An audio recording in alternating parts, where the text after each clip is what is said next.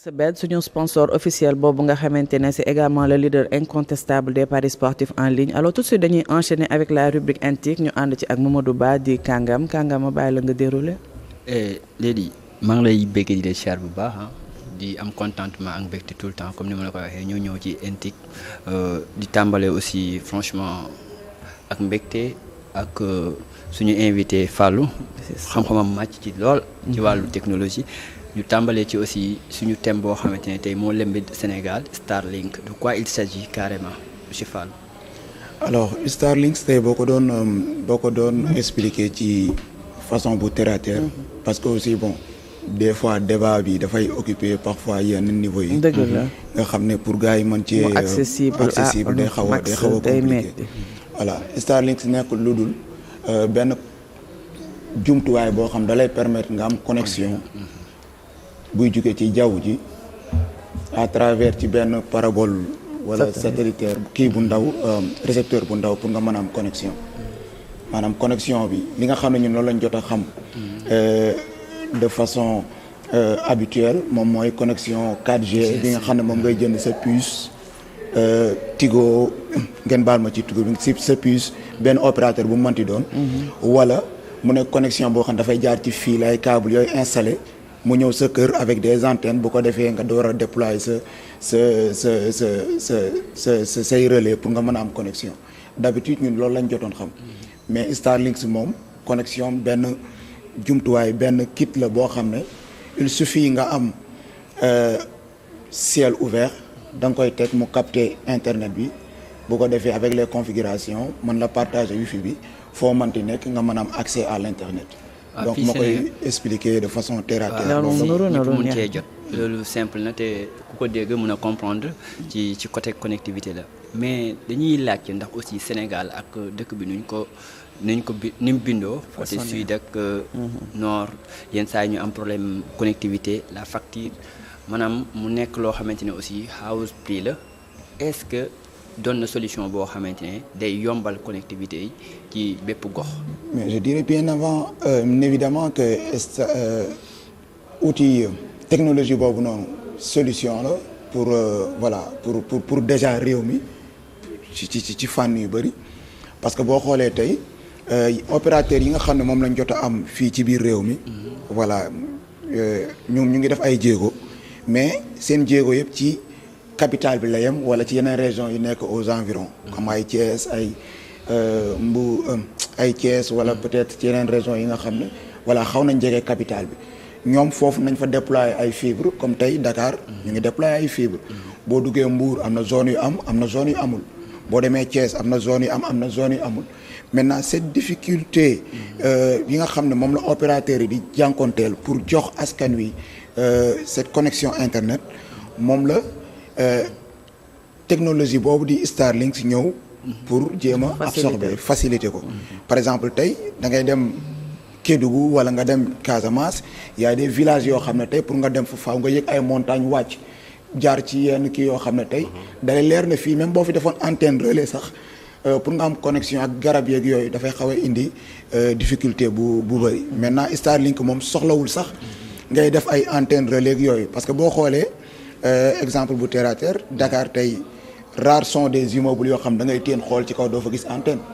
la plupart da ngay gis ay antennes yu ñu fay antenne yooyu pour yokk doole connectivité bi la pour gën a mën a ñoŋal cette accessibilité à l'internet Starlink soxlawul matériel boobu soxlawul ngay jël ay antenne di def wala ngay kii moom kit bi na jàkkaarloog jant bi na jàkkaarloog asamaan si pour mu mën a absorber parce que technologie boobu li koy permettre mu mën la jox internet bi ñi nga xam ne ñoom ñoo ko defar dañoo lancer ci jaww ji ay li ñuy wax constellation satellitaire des constellations satellites yoo xam ne de façon successive ñoom ñoo nekk di wër jaww ji mais à basse orbite dañoo wàcc ay 510 kilomètres la ñu nekk entre la Terre ak jaww ji maintenant day mën a permettre ñoom seen kit yooyu ñuy jaay mu mën a capter li nga xam ne mooy internet du jaar ci fil du jaar ci dara directement lay jóge ci satellite bi ñëw ci li nga xam ne moom mooy kit bi pour mën a permettre foo xam ne bépp zone boo xam ne voilà ça paraissait peut-être enclavé pour opérateurs yi nga xam ne ñoo fi nekk tey Starlink dina mën a permettre ñooñu mën a am connexion. parce que maa ngi ciy documenté wu ça lii di Eva. Concernant tey exemple côté désert u Lompoul bi t'as fait là-bas un peu. Bien sûr. Y a un DG Kelvin Aboud moom moo nekk le PDG de Horizon Bleu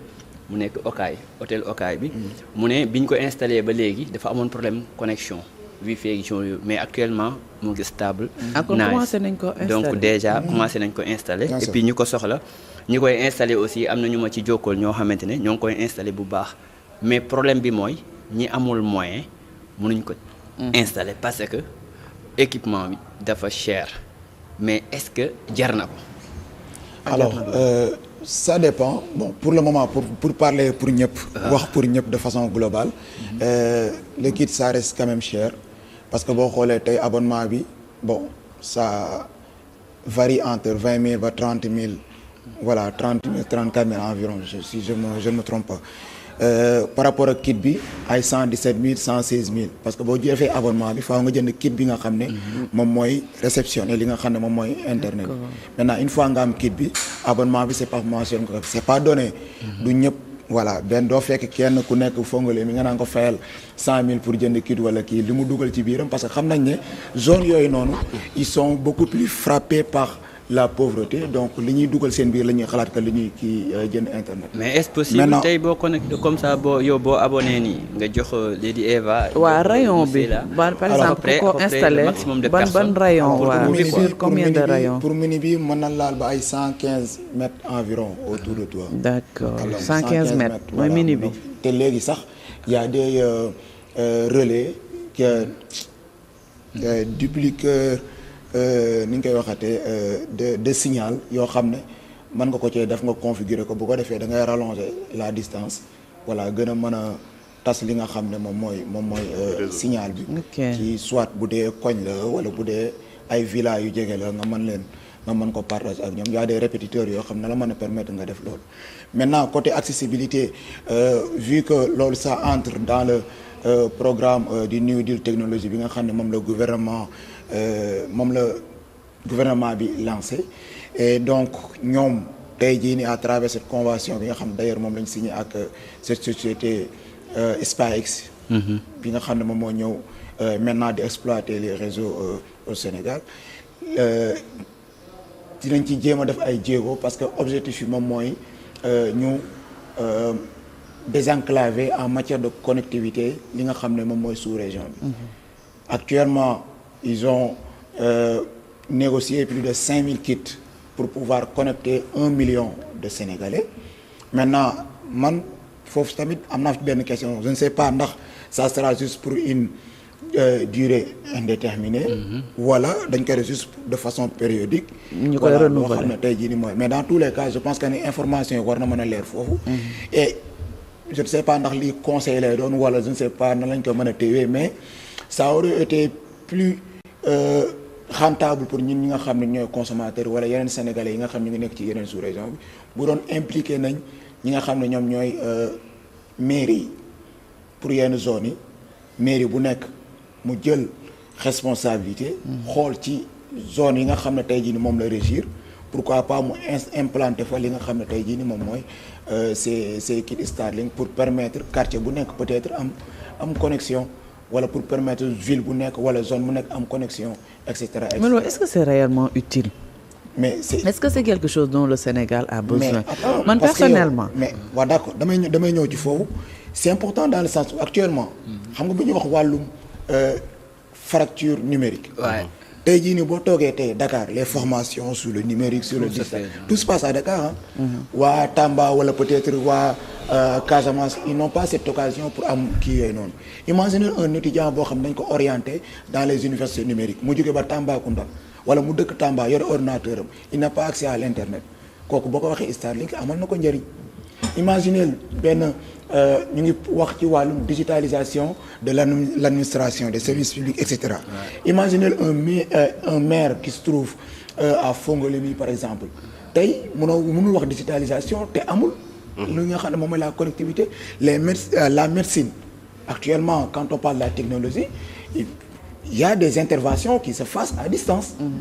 médecin bi day nekk à distance di la guider wala di def ces interventions à distance. Tout ça c'est grâce à la technologie et on peut pas parler de technologie sans la connexion internet, c'est indispensable. C'est vrai. Actuellement tey jii nii waruñoo mën a toog dafa war a sax gratuite lañ war a voilà c'est ça léegi nag loolu maanaam mooy on doit débat entrer bi. dans la gratuité de l'internet au Sénégal tey loolu noonu je pense loolu moo war a nekk la priorité li nga xam ne tey jii nii moom moo war a nekk. mais si on dit souveraineté numérique tey jii nii y a-t-il un risque tey dépendance quoi ci connectivité est-ce que amul benn risque bu ci nekk. yaa ci technologie yëpp am risque. technologie yëpp am risque. maintenant par rapport ak li nga xam ne tey jii nii ñun ci lañ jëm muy cette ouverture bi nga xam ne moom lañ bëgg a def sur la connectivité pour mën a permettre ñëpp ñu am accès à l'internet dafa am benn accompagnement boo xam ne tey jii nii kenn mënu koo mettre en place lu dul le gouvernement. moom mooy kat tey am na benn société dëgg la am na ay sociétés yu fi nekkoon. am naa beneen société étrangère boo xam ne indi naa ko fi pour mu mën a épauler parce que newuñu Starlink dafa ñëw pour jëlee fi ñu fi nekk déedéet. parce que tey imaginer Starlink tey bu ñëwee ne la kat man mun naa la jox 400 mégas pour nga connecté wu nga am connexion tey yeneen opérateurs yi nga xam ñoo nekk déjà ci biir capitale bi. soxlawatuñu tey ñuy déployer seeni matériel ay kii di installer ay poteaux wala ay fibre ci yeneen zones yi li ñu war a def mooy wàññi ñoom seeni offre côté prix ba pare yokk seeni débit pour mën a concurrencer en quelque sorte léegi de ce fait boo xoolee la balance sera faite. opérateur yaa ngi jooy de. la balance sera faite ñoom mën nañu gérer li nga xam ne moom mooy capitale bi ak les régions environnantes et cetera. fi nga xam ne ñoom am nañ l'incapacité pour ban fa dem ñu bàyyi Starlink mu kii foofu maintenant juste pour revenir surtout ci côté sécurité bi les données c'est important. Et je pense que ni gouvernement bi muy signé ak SpaceX ils ont pris les devants pour jéem a sécuriser li nga xam ne tey moom mooy les aspects bi nga xam ne tey jii nii moom mooy la sécurité de nos données maintenant bon c'est bien beau ñuy wax ci données et cetera mais ñun mosuñoo am maîtrise l'Afrique dans sa globalité mosul am maîtrise ci li nga xam ne moom mooy ces données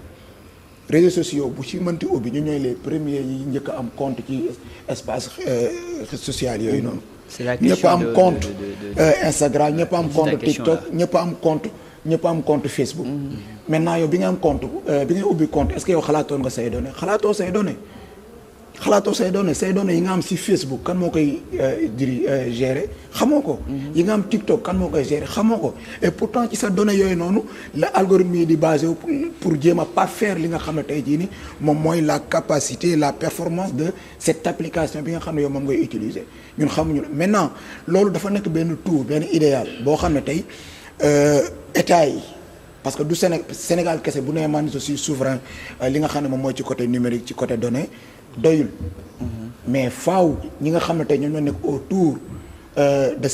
cet état là mu yeneen pays ñu mën a am benn genre consortium bu ma ko mënee tuddee noonu ñu jéem a xalaat ensemble naka la ñuy def pour mën a maîtriser parce que affaire bi nekkul tout simplement que ni man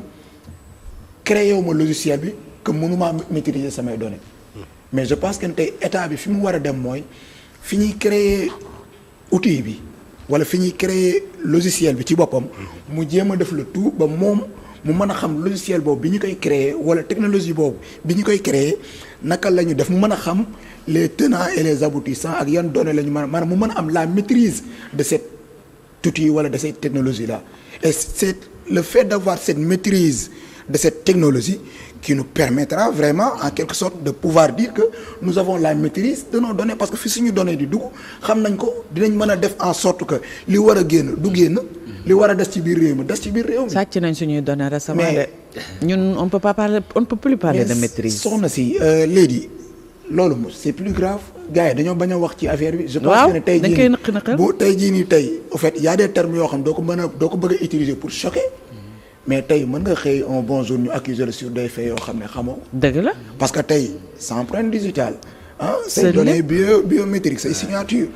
y compris même ci ñi nga xam ne tey jii nii tey ñoom ñooy gouverner réew mi seeni données parce que daaf la ñu wax daaf. moo tax les gens évitent sciemment ce débat ñoom tey alors que c'est très grave. mais en fait bon dama lay comprendre ci benn côté parce que c'est sensible très sensible même mën na déstabiliser réew mi ci à force tey ñu ciy wax.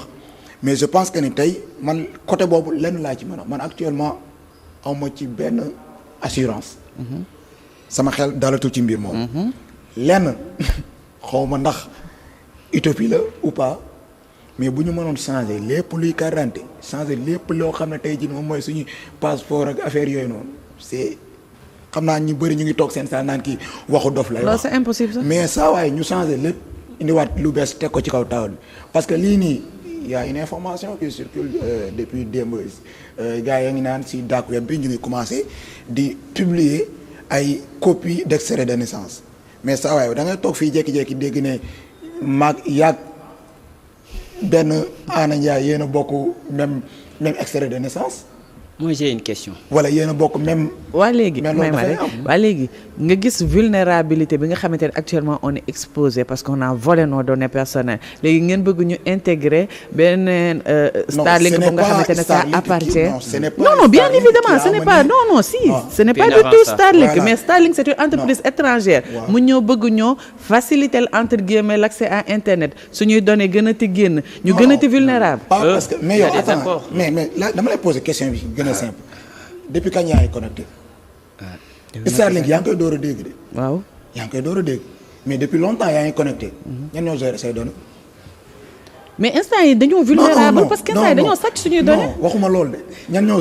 gérer say données bi nga commencé connecté ba léegi mais xamoo ko. xawma ko. c'est là où se pose le problème actuellement maanaam yow avant même l'arrivée de Starlink say données sa bopp yow xamoo kan moo ko gérer xamoo kan moo ko gérer. waaw mais léegi comme toll nañ situation boo xamante ne on doit tout faire c'est-à-dire tout faire pour gën a préserver cette technologie là doit être accompagnée il y a des experts en la matière. C'est ça que je voulais il y a demander, des experts en s'il la te plaît. matière oui. J'ai une question. Est-ce que les gens qui gèrent le digital au niveau de notre pays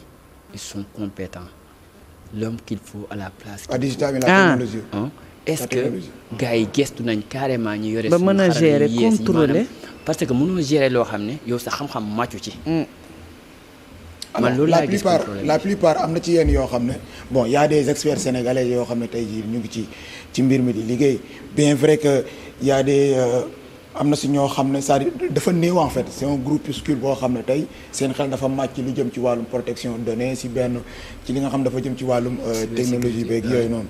mais je pense que ne côté boobu noonu tey le président doit le gouvernement autant pour moi doit prendre les devants c'est-à-dire ñooñu noonu ñi nga xam ne ñoom ñoo fi nekk déjà en place ñu dooleel leen jox leen les capacités qu'il faut tey bu amee benn technologie tey boo xam ne dafa war a ñëw ci réew mi mais quitte à ce que ñu envoyer nos experts ñu dem foofu xam ni ñuy defaree cette technologie bokk ci ñiy assembler bokk ci ñi nga xam ne tey jii nii ñoom ñooy xam les tenants et les aboutissants de cette technologie maintenant bu ñëwee fii bu boobaa ñun dinañ mën a xam à peu près voilà naka la ñuy mën a def pour am benn couverture globale loolu benn aspect la ci mbir mi beneen aspect bi mooy il faut à ce que ñu jéem a privilégier la transfert de technologie ci li jëm surtout ci lépp sax de façon globale du ma wax ci wàllum technologie kese mais ci lépp de façon globale chinois yi tey produit boo leen gis tey ñu koy utiliser bu amul seen doom bu koy liggéey am nañ seen doom boo xam ne ma nga fañ koy liggéeyee donc loolu daf leen jaral en fait te loolu du Sénégal kese Afrique yëpp la ñun dañoo am benn problème boo xam ne tey voilà à chaque fois on a tendance jëli expert à l'étranger mu ñëw mu gérer ñu suñuy mbir du ñu xam sax naka la ñuy kiiwee et cetera des fois tey doo sax tu ne vas même pas prendre le temps expert boobu noonu nga boole ko une personne compétente boo xam ne tey mën na ànd ak moom pour mu jéem a mën a def benn transfert de technologie allant dans ce sens donc c'est un tout boo xam ne tey jii l'arrivée cette démocratisation de la technologie ou de l'internet de façon globale doit être accompagnée par des moyens yoo xam ne tey jii nii war nañ ko mën a permettre jox ko experts yi ñu mën a xool naka la ñuy def pour mën a protéger li nga xam ne tey jii nii moom mooy doon experts yaa ngi fi ñu ngi ci biir réew mi du jeex du xaaj nañ leen woo ñu déglu leen ok monsieur si vous avez quelques questions concernant bon man bokkuma ci experts yi en fait vous savez quoi bon j'ai pas de question particulière xam naa ni il a bien développé par rapport ak li nga xam ne moom mooy la venue de Starlink mu doon li nga xam ne xëy na luy accompagner processus de démocratisation de l'accessibilité également de l'internet. Parce que lu ñëpp soxla la parce que daanaka tey boo xoolee nit ñi lu ci bët luñ ciy liggéey daanaka début internet la. boo ko amul comme ni nga ko waxee y a une implication des collectivités territoriales yi nga xam ne mën nañ ci am taxawaay du caagan ne état bi rek xam ne ñu ngi naan dañuy autonomiser les collectivités territoriales ñoom nar nañ développer une stratégie pour accompagner en tout cas les usagers à travers les communes ñu am benn possibilité bu ñuy adopter cette connectivité là accompagner en tout cas les couches surtout vulnérables. waaw donc parce que daanaka wax nga ko surtout dans le cadre de la dématérialisation vraiment que ça soit au niveau de l'état civil et dans d'autres questions tout le monde en a besoin donc ci fànn woowu li nga jot a insister xëy na ci loolu la ñuy gën a ñu nit insister mooy ñu fexe ba d'abord la sécurisation des données lu soxal ñëpp la parce que c'est une question de sécurité nationale. tey bu ñu xoolee dans le passé les cartes d'identité biométriques ban entreprise moo ko defaroon est-ce que amoon nañ ay clauses yu ñu permettoon données ñu stocké ko au Sénégal tout ça c'est des questions yu nga xam ne ñun ñëpp xam nañ ni c'était pas le cas. Et donc la vulnérabilité li nga wax sànq c'est une question sensible que les gens évitent xëy na di ci épiloguer pour bañ a yàqal ñun ñëpp parce que lu fi yàqu du kenn wala du ñaari nit mais ñun ñëpp lay yàqal. donc lu ñuy encourager la en tout cas ñu mel ni yow en tant que spécialiste génn au moins pour édifier les Sénégalais sur des questions yu nga xam ne d'ordre public la. waaw c'est tellement intéressant surtout ñu sensibiliser nit ñi wala suñ mënee def ay coworking wala genre formation en ligne pour nandal nit ñi yéen aussi ngeen ciy def ay live pour xamal nit ñi lan mooy Starlink ak lan mooy avantage yi ak lan lañ ci war a mën a moytandiku parce que dama gis ne technologie saa yu yàqee rek ki koy def da ko maîtriser wut donc formation bi aussi état bi jàppale ñoo xamante ne seen xam-xam màcc na ci wala ñi ciy liggéey war ko téye ci réew mi ñu dem gestu ju fi ñu koy defaree ñu ñëwaat ci ñu mun a am mais mise ci li ñuy def donc foog naa ne au lieu de confier suñu contrôle à des acteurs externes. en tout cas souveraineté numérique moom mënut a am à 100% parce que tey jii nii boo xoolee fi ñuy wax nii ci micro bii nii tey boo waxee ni da ngay defar micro made in Sénégal lim lay coûter nga dem fee. jënd ko collecté ko fii moom mooy tane maanaam dafa am loo xamante ne comme taylorisation lay nekk quoi kii defar lii kii defar lii kii defar lii mun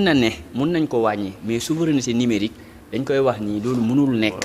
ci monde voilà interdépendance lañ nekk. même les États-Unis d'Amérique ils ont besoin de quelque chose ci benn coin wala chinois yi soxla nii maanaam il faut ñu am habitude di liggéey dans l'ensemble mais am contrôle bi aussi loolu formation la ak préparation boo xamante ne di nga am contrôle boo xamante ne di nga yore sa données voilà à 100% loolu nag il faut nga am ce qu'il te faut. donc am nañ yaakaar lu ma ci mën a yokk mooy. xam nga du question spécifique au Sénégal. boo leen xoolee ba ci États-Unis bu ngeen rappelé woo y a une question de comment ça s'appelle encore Wikileaks. hein c'est des pirates yoo xam ne ak noo munti nekk une puissance tu ne peux pas échapper au moins à ces phénomènes-là. c'est vrai waaw c'est des enjeux et des questions yu nga xam ne qui traversent tous les États. D'autant plus nous sommes dans un monde globalisé hyper interconnecté où li nga xam ne moo fi xew Sénégal à tâtons ñu ngi koy suivre feneen. donc du coup lenn rek gën a góorgóorlu comme ni nga ko waxee pour que les spécialistes qui sont dans les services de l'État ñu gën a nekk à jour suivant les découvertes ou la proposition de nouveaux services vraiment dans ce sens. Je pense qu'il faudra aussi préparer la génération bi nga xam ne moom mooy ñëw parce que aussi bon chaque génération kenn ku ci nekk da ngay am c'est benn partition benn rôle boo xam ne war nga ko ci jouer et loolu noonu il va falloir que l'on s'accentue davantage sur ce qu'on appelle l'éducation numérique parce qu'aujourd'hui tey avec d'ailleurs l'accès universel à l'internet na mën a permettre tey Sénégal ba mu daj ñu mën a accentuer ñoŋal li nga xam ne moom mooy l'éducation numérique éducation numérique fu muy amee solo mooy tey man gëm naa ne bu doon loolu nekk na loo xam ne teel nañ cey jot teel nañ cey jug dérive yi ngay gis ci réseaux sociaux yu ci bëri ñu ci bëri tey jii nii da ngay jékki-jékki ñu woo la ne la kat man de samay données daa fuité wala samay vidéo daa fuité wala samay nangam daa fuité kooku bu amul éducation numérique yaramu neenam sax laa la wax nii du fuité ma sama ak beneen kii yoom du génn maintenant loolu dafa am benn solos boo xam ne tey jii nii war nañ ko def ci côté enseignement bi dès le bas âge on essaie d'initier les jeunes wax leen ne kat lii mën ngeen ci am lii mais boo ci defee lii mën na leen jural lii y a rien amul benn donnée wala benn élément boo xam ne tey dafay dugg sur internet nga ne da nga koy supprimer lu xas ba dugg na lu xas ba dugg na mënatul dañ fichier da nga ko dul gis rek waaye ma nga fa c'est vrai waaw saa ñu ko bëggee génne aw yëpp réseau bi donc du coup bu ñu tàggatee suñuy ndaw ci li nga xam ne moom moo ñëw ci wàllum éducation numérique ñi leen di tàggat aussi ñu jàngal leen ñu xam parce que tey jii ni technologie bi ñu si bëri daf leen dab ñu si bëri tey daf leen dab donc tey ni ñuy tàggatee à l'état actuel ni ñuy tàggatee ndaw ñi noonu la ñu war a tàggatee aussi les enseignants ñi nga xam ne ñoom ñoo nekk ci milieu bi bu ko defee xam-xam bi nga xam ne moom la ñuy joxe ñëpp dinañ mën a nekk au même niveau et cela permettra à ce que à l'avenir ñu am benn génération éveillée ci li nga xam ne moom mooy nekk ci aspect technologie ak numérique de façon globale. En tout cas doon na loo man je demeure dubitatif ci Starlink Sénégal parce que Starlink comme ni nga ko expliqué c'est quelque chose de très pratique qui doit nous servir en tout point mais il faut prendre en considération peuple bi ñu am parce que dañoo am peuple boo xamante ne on utilise très souvent très mal les ressources dont nous disposons yaa ngi wax ba naan dañoo war a sax faciliter ñu dem ba am gratuité internet mais dans un pays boo xamante ne internet bi sénégalais ni ñu koy utiliser c'est beaucoup plus négatif plus péjoratif que positif. Parce qu'il n'y a pas l'éducation numérique, madame. Non, en fait, moi je... L'éducation numérique rek de. Il y a les pays sérieux où l'éducation numérique est vraiment quelque chose de... Voilà, dañ koy concrétiser. ñoom dafa am heure booy utiliser TikTok. heure booy utiliser seen Facebook ak sa Facebook. waaw dañoo war a réguler internet parce que ñoom sérieux en fait foofu laay waxee. donc il y a la base boo xam ne tey kenn ku ci nekk war na ci jouer sa partition. maintenant loolu bu ñu ci jouer tey espérons d'ici 2050 génération bi fii nekk incha allah. projet Sonko 2050 la sax. voilà dina nekk projet génération Sonko 2050. waaw dina nekk génération boo xam ne. voilà c'est ça l'idée d'un projet. L'idée d'un projet mooy da ngay xool def sa diagnostic xam ne lii au moins problème la. impact yi nga xool voilà au moins nu mën ngi na nekk loo koy xam ne jooyante ba am sa résultat. loolu mooy projet. donc tey gis nañ ni li mu wax l'éducation numérique l'éducation également par rapport à l'utilisation du net. bu fekkee ne waajaluñu ko woon tey laaj na ñu xool nu ñuy waajalee génération yi di ñëw parce que une fois de plus des indépendances à nos jours xam nañ ni lu bëri doxatoon dañ ciy sàggan jëluñu ko en compte dans le volet éducatif l'éducation citoyenne et autres ba tax na lu ñuy dund nii du lu nga xam ne au moins dañoo tëb rek ne vraiment ñun ñoo ngi nii lu ñu dund la boobu nëgë ni donc xam nañ ni il y a des choses à corriger comme il l'a dit il faut insister là-dessus ñu xool nu ñuy tàggatee génération yi ñëw fii ba 2050 incha allah ñu am benn génération bu nga xam ne une génération consciente des enjeux ñu nga xam ne dinañ mettre en avant tout ce qui est formation tout ce qui est citoyenneté tout ce qui est patriotisme ñu bañ di attardé wu sur des futilités sur des questions yu nga xam ne daanaka day yàq société bi donc lépp luy defar société bi désormais ñun ñëpp nañ ci tënku et je profite de l'occasion yow tu es spécialiste tu peux commencer parce que tu peux commencer à réfléchir sur la mise en place par exemple d'une xawma école de formation c'est un projet que tu peux initier. Mais c'est les moyens qui font ça. En fait. Oui mais xam nga projet déglu ma xam nga projet mun nga am sa projet après ut say partenaires yu lay accompagner nga nekk vraiment un pionnier là-dessus. Et état bi it xëy na bu gisee ni citoyens yi ñu ngi def ay résultats moom it mu gën cee taxaw comprendre nga donc je pense c'est des questions yoo xam ne ñuy interpeller ñun ñëpp. muy citoyen di état parce que état institut impersonnel la ku nekk ci ñun da nga am li nga xam ne moom mooy sa devoir là-dessus donc bu ñu ko defee. lu bëri lu ñuy joytu li nga wax xëy na ki nekk palais mënal dégg ne lii kat c'est une priorité il faut prendre ça en compte. donc ku nekk da nga nar a joxe sa xalaat moo tax wax sa xalaat dafa baax. dëgg ci réew mi. En tout cas, je vois que moom dafa ragal nouvelle technologie. Non, parce que j'ai vu comment les Sénégalais utilisaient l'internet. Donc c'est tellement malheureusement nag parce que l'internet c'est l'avenir carrément. Tout repose sur la technologie, le numérique et tout, mais les Sénégalais dañoo doy waar. Non, pourtant tu as parfaitement raison parce que nit ki moom boo bëggee mucc ci affaire yi faa nga ragal ko boo ko ñemee da lay gaañ parce que doon na loo xam ne kenn maîtriser wu même ki ko defar day maîtriser wu ko à 100%. Donc da ciy moytandiku te technologie dafa doon loo xamante ne comme monsieur Sow li mu doon wax ci formation bi gis nga dama ne il faut qu'on forme les gens à apprendre sans pour autant ñu am maître. Parce que moom moo nekk loo xamante ne tout le temps tu auras l'opportunité d'apprendre.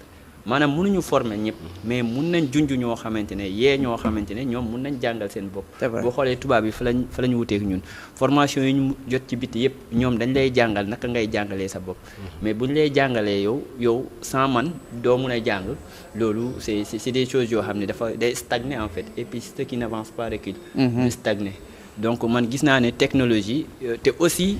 ñi ciy jàng te exercer wuñu it. maanaam théorique bi pratique bi di nit mun na cee toog di ci wax lu exceptionnel mais jëf bi bu jotee du ci mun dara dina am ñoo xamante ne mun nañ jëf ji mais wax ji duñ mun a dara léegi nag ñun dans l'ensemble il faut qu'on essaye de voir ku ne ak compétence bi nga am ñu gungewante parce que tey technologie boo ci duggee benn rek nga laal ñëpp tey kii boo ko waxee ci contenu mu wax la contenu yëpp naka lay mel boo ko waxee ci algorithme méta ads mu wax la naka la boo ko waxee ci YouTube mu wax la naka la léegi boo ko waxee aussi loolu li tax mu mun ko maîtriser dafa gestu li nekk ci ginnaaw loolu mooy technologie globale ba ci IA yi donc loolu moom moo tax boo ci nekkee am moyen di jàngal sa bopp moyen yi nag mooy connexion donc buñ ko gënee yombal ci gox yëpp aussi gars yi nañ am moyen pour jàng léegi nag naka la ñuy jàngalee nit ñi la ñu war a mun a gestu man loolu laa gis quoi. Effectivement point bu am solo la. Wade Diop day faral di wax 21e siècle bi l'ignorance est un choix. Oui, l'ignorance est un choix dans le sens où il y a l'accès universel à l'internet. bu boobaa képp koo xam facilement acquérir le savoir mën na yomb c'est vrai. il suffit tout simplement nga bëgg def recherche wala nga soxla dara tu tapes sur YouTube. Tu as des tutos des fois Starlink comment on assemble Starlink soxla woo technicien parfois. Tu tapes sur YouTube, tu as des tutos. noonu nga ko mën a waxee ci yeneen formation je veux m'exercer en marketing digital tu as des tutos et cetera donc tout est accessible maintenant d'ailleurs loolu moom mooy permettre tey bis bu internet bi demee ba ñëw ñi nga xam ne ñoo nekk ci yeneen zones yi ñuy mën a am di bénéficier wu les mêmes informations que toi yow mi nga xam ne yaa nekk biir Dakar donc ñun foofu la ñuy positiviser en fait le truc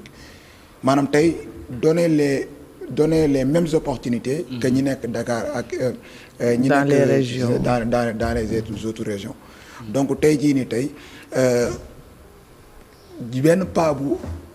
mag lay doon ci faciliter li nga xam ne tey jii nii moom mooy yenn aspect je me rappelle à l'université il y a des étudiants yoo xam ne ñoo bokkoon promo première année mënuñu utiliser ordinateur en fait man j'étais obligé à l'époque genre da ngay jënd ordinateur ma lay defal cours bureautique di la woon nu ñuy utiliser Word naka la ñuy transformer fichier PDF naka la ñuy corriger et cetera maanaam les détails les bases les prix parce que ñoom fi ñu jógee amuñu woon possibilité sax pour jënd ordinateur bi benn ñaareel bi mooy xamuñu ko nga ñëw université sax ñu ne la da ngay exposé léegi da nga war a utiliser ordinateur kooku nar a boole moom xam-xam bi mu war a jëlee ci université bi mais nar a boole aussi découverte bi nga xam ne moom la jàkkaarloo muy cet outil là yi nga xam ne mënu ko utiliser donc tey bu ñu ko xasee ba démocratiser dina yombal mbir yu bari xale bi buy dem université tey bu ñu parle ci wax ci côté éducation mais day fekk il a déjà les bagages nécessaires même l'enseignant ou le formateur du soxla sax di def yenn affaires yu poussées yi. Il suffit tout simplement mu koy jox juste les éléments de base prédisposition après mu daal di dem parce que il a déjà les éléments de base il a été préparé par les enseignants à l'école il a été préparé de part et d'autre et cetera. am na yenn connaissances yi am na yenn de façon large donc faaw ñuy positiviser mbir mi ci côté boobu. non c'est positif sax de. maintenant de l'autre côté. faut éduquer ñu jéem a xool comment est-ce qu'on doit faire parce que tey lépp loo gis tey faaw mu am benn accompagnement. tey jii nii tey mënoo joxe cette gratuité partout ba pare doo ko. tegal benn mbalaanu kiiraay c'est pas possible. maintenant mbalaanu kiiraay boobu boo koy dégg c'est entre dans le côté sécuritaire et cetera. donc ci côté boobu noonu je pense que ni il est important ñun mën cee taxaw mais nekk na loo xam ne tey dina mën a permettre à toute personne boo xam ne tey yaa ngi ci biir réew mi nga mën a évoluer que ça soit muy sa business que ça soit muy sa entreprise wala mu nekk sa jàng bu dee étudiant nga ak lu mu mënti doon. donc je pense que ni tey la technologie si nous parvenons à l'utiliser à bon escient njëriñ kese la am. voilà donc je pense que répondre naa sa question par rapport à ça. surtout ça en fait nañ bàyyi madame technologie laa yor nii sax parce que moom. man ngay sànni xeer yow. yow ma tàkkale non je sais que c'est quelque chose de vraiment très positif il faut comme juste di mu ko waxee réguler un peu. li nga xamante ne moo nar a nekk son utilisation de sorte que dinañ ko mën a utiliser comme il se doit ba pare nit ñi préserver un peu également cette indépendance numérique parce que c'est le Sénégal dafa di réew moo xamante ne dépendance daf fi yomb surtout cadre numérique technologie connectivité te loolu li mu mën a jur lu négatif dafa bëri torop donc man sama inquiétude c'est plus par rapport à cela et également la protection des données loolu aussi c'est l'une de mes principales préoccupations c'est important c'est important parce que comme ni ma ko waxee tout à l'heure état bi ñëw ko sànni ko nii rek je suis persuadé que ne jël nañ les dispositions nécessaires jëluñu ko nii rek. mais yow lan nga jàpp ne looloo tax état bi à ce moment précis mu jàpp ne c'est nécessaire qu'on intègre Starlink au Sénégal. non mais waxuma sax en ce moment-ci lii bu fekkoon Macky Sall sax da koy def man gëm naa loolu. dans un pays où il semblerait qu'il y ait des priorités. ça n'a rien à voir par rapport ak. les priorités actuelles dafa bokk ci priorité mu ngi mel ni par exemple dëkk boo xam dafa am embouteillage mais ça va impacter le pays. l'économie du pays. embouteillage yu bëri maintenant yow tey jii nii tey am na une frange de votre population boo xam ne ils ont accès à l'internet ils évoluent au détriment d'autres beneen partie boo xam ne tey amuñu les mêmes opportunités les mêmes possibilités mais y a problème. y a problème au contraire li dafa bokk ci loo xam ne tey dafay ñoŋal li nga xam ne tey jii nii moom mooy la politique de développement ci li nga xam ne tey jii nii moom moo jëm ci wàllum technologie. ban impact la mën a am ci économie numérique bi. benn exemple bu terre à terre da nga yore benn entreprise pour envoyer des fichiers par exemple tey da ngay soxla internet supposons. bu am doole. 200 nga am 200 mégas pour envoyer des fichiers ça va prendre par exemple benn 1 heure de temps pour fichier bi dem. 1 heure de temps boobu noonu yaa ngi koy perdre. c'est vrai. et on sait que le temps c'est de l'argent. carrément. alors que avec cette technologie. nous avons la possibilité d'avoir cette rapidité parce que méga bi nga xam ne tey jii moom la opérateur de base bi nga xam ne moom nga am doon proposer kee ñëw na yokkal la ko côté rapidité da ngay gagner temps beneen bi tamit mooy di nga am benn autonomie par rapport li nga xam ne moom mooy sa gestion ci sa entreprise en quelque sorte. maintenant imaginez tey par exemple ñu demoon jëmmi jamono li xewoon ak régime bi passe ñu jékki-jékki ne dañuy couper internet. c'est vrai ah. période manifestation yow nga yore sa entreprise suspendre internet. non moom laa wax yow nga yore sa entreprise nga affilié wu ci données yi nga xam ne ci réseau yi nga xam ne tey jii ni ñoom ñoo fi nekk ñu couper internet bi yow da ngay toog di xaar man mi yore technologie boobu noonu mais damay continuer di wéyal sama liggéey donc. bu ñu négativiser mbir mi certes il y a des choses négatives mais quand même li muy jëriñ moom moo ëpp foofu que li muy yàq à moins nga am benn intention négative ci ginnaaw. voilà. Tu as absolument raison ça surtout quand on prend actuellement en compte les manifestations on peut s'attendre à tout de la part du régime de monsieur Diédhiou. xam naa bu ñu fi jógee léegi télé yi commencé wut star bi ça va nous faciliter la tâche de travailler rapidement comme ni ma doon wax nouvelle technologie léegi amatul temps et distance. maanaam tey man amul guddeeg bëccëg à tout moment buñ jubooy rek mun naa la liggéeyal. voilà léegi amatul aussi ma nekk États-Unis bañ a liggéey fii nii Sénégal amatul nga nekk Sénégal bañ a liggéey États-Unis tu vois donc distance ak temps fu ñu ko éliminer rek monde bi dañ ko réduire léegi nag loolu fa la nit war a mun a poser wu question adduna bi fu mu toll nii kat lépp a ngi sama loxo donc lépp su nekkee sa loxo te attanoo ko wala amoo connaissance noo koy téye lay mujj làkk wala mu lor la quoi donc force obligation la tey du ngistal du leneen maanaam wuti xam-xamu nouvelle technologie tey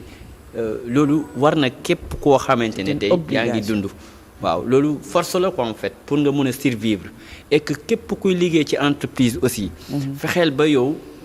jumtukaay yu yées yi comme xarale yu yées yi xam ci dara sinon à ta place la machine te remplace donc c'est pas que machine dina mun a remplacer humain mais humain ba mun a jëfandikoo machine wala ku munta jëfandikoo machine la machine di remplacer parce que machine moo lay gën a mun a def li ngay def ci temps bu gàtt ak moyen de frais et que jamono ji bu demee ba métti nag da ngay xool moyen de frais donc mu ngi ñuy expliquer sànq ne mun na cher ci environ yi mais boo xoolee aussi bu nekkee cheraay bi dina demee noonu gouvernement bi jàppale ñu ba yombal ñu ko ba ñi nekk ci village yeeg yooyu noonu côté Tamba Ziguinchor Tangori ba Kédougou xam nga ñu mun a jot ci connexion ci fànn boo xamante ni nañ xool ne nii la wàccee mais experts yi fi ne dinañ mun a fexe ba exemple tey ci coin bu ne plus de 50 personnes 30 personnes connecté ci donc boo xoolee day gën a mun a yomb sax que opérateur yeneen yi bu nekkee ñu bëri nañ ci mun a connecté wu donc Starlink bienvenue lépp loo gis am na risque mais il faut ñu jéem a dund ak risque yi moytandiku jéem ko comprendre bien avant que muy def ay jéego aussi donc ñi ciy liggéey aussi ak ñi ci nekk ñu fexe ba xam ne ñi am na luñ ci xam man loolu laa gis quoi en sow. Merci beaucoup. On est d'accord. Voilà. ma bàyyi ko mu donner son mot de la fin. En tout cas mbégte la ñu am ak kontaante ñëw ci plateau bi encore une fois partager du ñu ay experts. waaw comme ni ngeen ko faral di woowee. expert spécialiste lépp nga dañoo am juste voilà dañuy gëstu voilà am juste suñuy yenn information yoo xam ne voilà dañ koy taataane fu ne. voilà pour nga xam ne li ñuy séddoo wala li ñuy partager ak suñuy naataango mu nekk loo xam ne dina leen jëriñ donc loolooy suñu objectif.